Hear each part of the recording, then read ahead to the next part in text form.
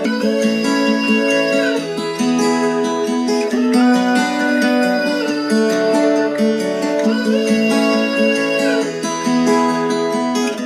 be going crazy, I don't know what to do. My heart is screaming for you, babe.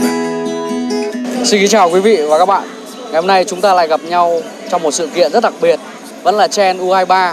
Nhưng ngày hôm nay không phải Park Hang-seo mà là tiền vệ tài hoa Nguyễn Quang Hải, người sở hữu bàn thắng đẹp nhất tại vòng chung kết U23 châu Á vừa qua diễn ra tại Trung Quốc. Và ngày hôm nay chúng ta sẽ không gặp Quang Hải trên sân cỏ màu xanh mà sẽ là trong một sự kiện đặc biệt, trao tặng xe cho cầu thủ người Hà Nội. Và hãy cùng chúng tôi đón chờ sự kiện chỉ diễn ra cách đây ít phút nữa. You're glowing in the dark, glowing in the dark, yeah, you're glowing in the dark.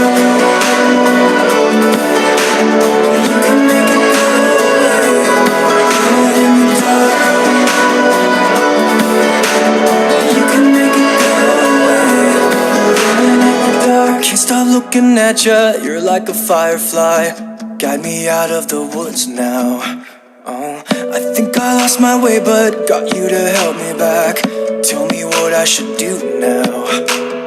Every time I'm feeling down, you can make it go away.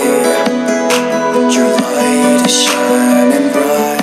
Và ngay lúc này thì có lẽ là rất nhiều fan hâm mộ của tiền vệ Nguyễn Quang Hải sẽ phải ghen tị với tôi, nhưng mà tôi sẽ xin phép các bạn, tôi xin được hỏi thần tượng của bạn một vài câu hỏi ngắn như sau. Hải có thể chia sẻ rõ hơn là cái cảm giác mà khi mà bước từ sân bay xuống sau khi mà từ Thường Châu về, cảm giác mà có hàng ngàn người hâm mộ chờ đợi em thì cái cảm giác như thế nào? Thật sự phải nói là sau khi mà cái trận đấu mà chung kết mà kết thúc thì bọn em cũng có ngồi lại với nhau và cũng có nói chuyện là sẽ có rất là nhiều người hâm mộ chào đón mình khi mình đặt chân xuống Việt Nam. Nhưng mà thật sự khi mà bước xuống từ sân bay thì bọn em cảm thấy bất ngờ và ngỡ ngàng khi có rất là đông, cả một biển người đứng để chào đón cũng như là chào mừng bọn em trở về từ Trung Quốc.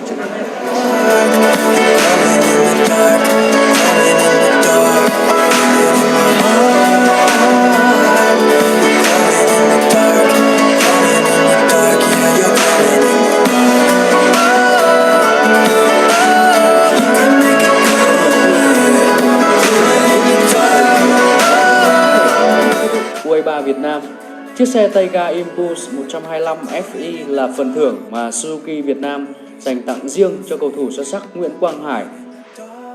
Suzuki Việt Nam nhấn mạnh với những thành tích mà cầu thủ Nguyễn Quang Hải cùng đồng đội đã đạt được tại vòng chung kết U23 châu Á, hãng đặt niềm tin vào lứa cầu thủ vàng này và tin rằng đội tuyển U23 Việt Nam sẽ đạt được nhiều thành tích xuất sắc hơn trong tương lai gần.